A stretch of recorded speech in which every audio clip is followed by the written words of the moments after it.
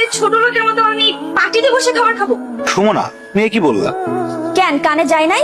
যা শুনছো সেটাই বলছি। ও মা, তুমি যদি ওই পাটিতে বইয়া না খাইতে পারো, আমার ঘরে একটা চেয়ার আছে, অবশ্য পাওটা একটু ভাঙ্গা, তবে তুমি বইসা খাইতে পারবা, অসুবিধা হইব না।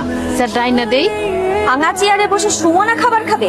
অসম্ভব। ছি ছি, এসব কি রান্না করছে? এর থেকে তো আমার বাসার কাজের বুয়ারা ভালো রান্না করে খায়। মাকে ভেবে অপমান না করলে হয় না? এটা কোনো রান্না হইলো? তুমি খাবারটা খাবা না ঠিক আছে, সেই জন্য তুমি আমাদের রিজিকটা নষ্ট করবা? এই একটা ছোট লোকদের সমস্যা, কিছু বললে তাদের অপমান হয়ে যায়। যত সব ফালতু নাকামি। মাথাটা ঠান্ডা করো, বুঝতে পারছি তুমি এগুলি খাইতে পারবা না। তুমি কও তুমি কি খাইবা, সাইফুল হোটেল থেকে আইনা দিই। ভাবি, মা তো ঠিকই বলছে, তুমি বড়লোক মানুষ, তোমার এইসব খাবার পছন্দ নাই হইতে পারে। তুমি কি খাবা বলো? ফ্রাইড রাইস আর চিকেন ফ্রাই। মা, সেটা তো মেলা দাম। আমি সারাদিনে যে ইনকাম করি তা দিয়ে তো 1 প্লেট ফ্রাইড রাইসও হবে না। এই বাসি পচা গন্ধ খাবার তুমি কোথা থেকে এনেছো? ওই যে আমাকে 3 রাস্তার মোড়ে যে দোকানটা আছে না, সুন্দর করে ওই দোকান থেকে আনছি।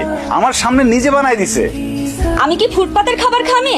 তোর কাছে বড় কোনো চাইনিজ রেস্টুরেন্ট চোখে পড়ে নাই? মানে তোকে বিয়ে করছি বলে কি তুই আমার লেভেলটা ফুটপাতে নামে আনছোস? বউ, তুমি তো জানো আমি একজন গরিব সবজির দোকানদার। সবজি বিক্রি করে যা ইনকাম করি তা তো বড় রেস্টুরেন্ট থেকে খাবার কেনার মতো সামর্থ্য আমার নাই। হারাম চাদা, তাই বলে কি তুই আমাকে ফুটপাত থেকে খাবার এনে খাওয়াবি? ধর, তোর খাবার তুই খা। তুই এরকম কষ্ট করে আর কতদিন পার করবি? তোরে তো বউ সম্মানও দেন, আর যা মনে হইতেছে বউরে দেখে মনে হয় না বউ সংসার করে। মনে হয় তোর তালা কিনে নিতে চাই।